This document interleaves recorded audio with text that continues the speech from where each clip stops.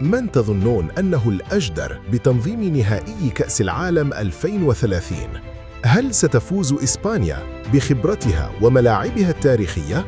أم أن المغرب بمشاريعه العملاقة أصبح الأقرب لاحتضان النهائي التاريخي؟ في هذا الفيديو سنكشف بالأرقام والمعطيات من الأكثر جاهزية بين المغرب وإسبانيا والبرتغال، ولماذا بدأت عدة تقارير ترجح كفة المغرب بقوة. لكن إخوتي، إن كانت هذه أول مرة تشاهدون فيها القناة، فلا تنسوا الاشتراك وتفعيل الجرس دعماً لنا لنستمر في تقديم المزيد من المحتوى الاحترافي.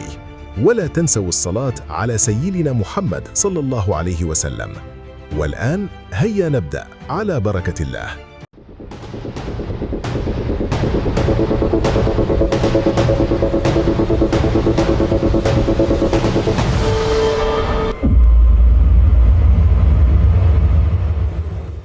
كأس العالم 2030 لن يكون مجرد بطولة كرة قدم عادية، بل سيكون نسخة استثنائية تحمل رمزية تاريخية كبيرة. فهذه البطولة ستصادف مرور 100 سنة كاملة على أول كأس عالم أقيم سنة 1930 في الأوروغواي. ولهذا تريد الفيفا أن تكون نسخة 2030 مختلفة واستثنائية ومبهرة على كل المستويات. ولأول مرة في التاريخ سينظم المونديال عبر ملف يجمع بين قارتين مختلفتين، إفريقيا وأوروبا، من خلال تعاون 3 دول: المغرب، إسبانيا، والبرتغال. هذا الملف الثلاثي لا يمثل فقط شراكة رياضية، بل مشروعاً اقتصادياً وسياحياً وسياسياً ضخماً يهدف إلى تقديم نسخة تعتبر من الأكثر تطوراً في تاريخ كأس العالم. لكن رغم هذا التعاون يبقى التنافس حاضراً بقوة، خصوصاً حول السؤال الأهم: من سيستضيف نهائي كأس العالم؟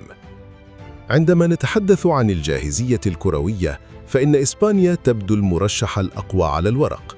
فالبلاد تمتلك تاريخاً طويلاً مع كرة القدم وبنية تحتية رياضية تعتبر من الأفضل في العالم. ملعب سانتياغو برنابيو في مدريد تحول بعد التجديدات الأخيرة إلى واحد من أكثر الملاعب تطوراً على الإطلاق. واجهة إلكترونية حديثة، سقف متحرك، تقنيات رقمية متقدمة، وتجهيزات تجعله ملعباً عالمياً بكل المقاييس.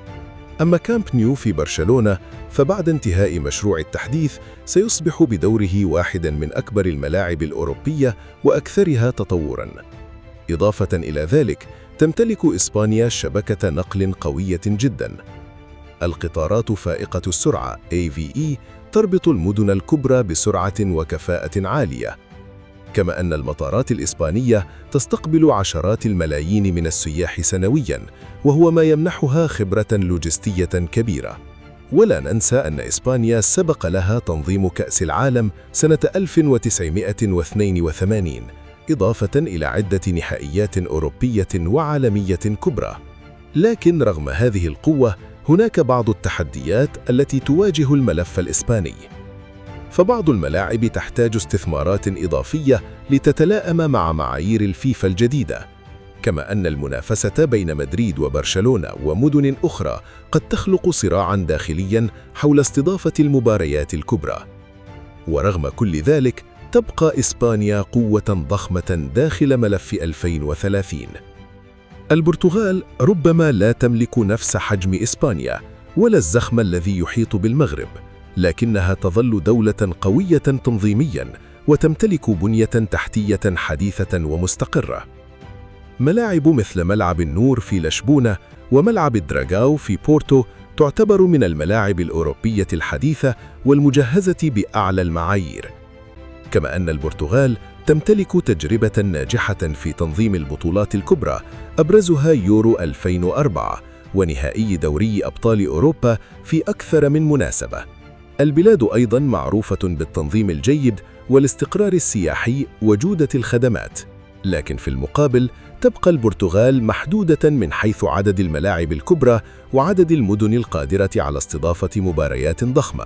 ولهذا فإن أغلب التوقعات لا تضع البرتغال كمنافس حقيقي لاستضافة النهائي، لتتحول المنافسة الفعلية إلى صراع بين المغرب وإسبانيا.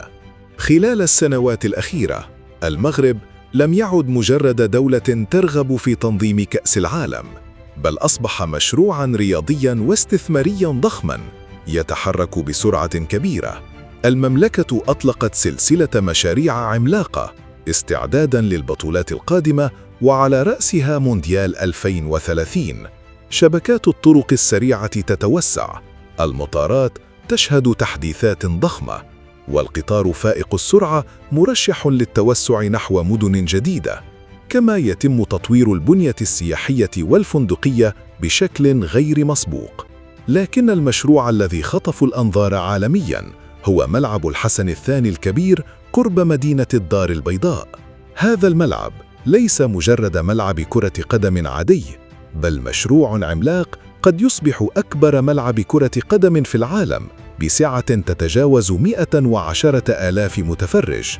تصميمه الحديث مستوحى من الطابع المغربي التقليدي، ممزوج بتكنولوجيا معمارية متطورة جداً. ووفق عدة تقارير، فإن هذا الملعب صمم ليكون مرشحاً رئيسياً لاستضافة نهائي كأس العالم. إضافة إلى ذلك، فإن المغرب راكم خبرة تنظيمية مهمة خلال السنوات الأخيرة: تنظيم كأس العالم للأندية عدة مرات، استضافة بطولات قارية ودولية، والنجاح الكبير الذي حققه المنتخب المغربي في مونديال قطر 2022. كل ذلك منح المغرب صورة عالمية قوية جداً. الآن نصل إلى النقطة الأكثر إثارة. لماذا بدأت عدة تقارير تتحدث عن أفضلية المغرب لاستضافة النهائي؟ هناك عدة أسباب مهمة. أولاً، الفيفا قد ترغب في إعطاء إفريقيا لحظة تاريخية جديدة، خصوصاً أن القارة لم تستضف سوى نسخة واحدة سنة 2010 في جنوب إفريقيا. ثانياً، إسبانيا تمتلك أصلاً العدد الأكبر من الملاعب داخل الملف، ومنح النهائي للمغرب سيخلق نوعاً من التوازن السياسي والرياضي داخل التنظيم المشترك. ثالثاً، الفيفا تميل دائماً إلى الملاعب الجديدة والرمزية، وملعب الحسن الثاني الكبير قد يتحول إلى معلم عالمي يشبه ما حدث مع ملاعب قطر في 2022. رابعاً، المغرب أصبح يمتلك نفوذاً رياضياً متزايداً داخل إفريقيا والعالم العربي وحتى على المستوى الدولي. خامساً، تنظيم النهائي في المغرب سيمنح نسخة 2030 طابعاً تاريخياً فريداً، باعتبارها بطولة تجمع بين أوروبا وإفريقيا. إسبانيا تملك التاريخ والخبرة، البرتغال تملك الجودة والتنظيم، أما المغرب فيملك الطموح والزخم والرؤية المستقبلية الضخمة. ولهذا أصبحت معركة نهائي كأس العالم 2030 واحدة من أكثر الملفات إثارة في عالم كرة القدم. فهل نشاهد أول نهائي مونديال في شمال إفريقيا، أم أن إسبانيا ستحسم السباق بخبرتها الطويلة؟ اكتبوا رأيكم في التعليقات. من الأجدر بتنظيم النهائي؟ ولا تنسوا الإعجاب بالفيديو والاشتراك في القناة. إلى اللقاء إخوتي، حتى فيديو آخر وموضوع آخر، والسلام عليكم ورحمة الله.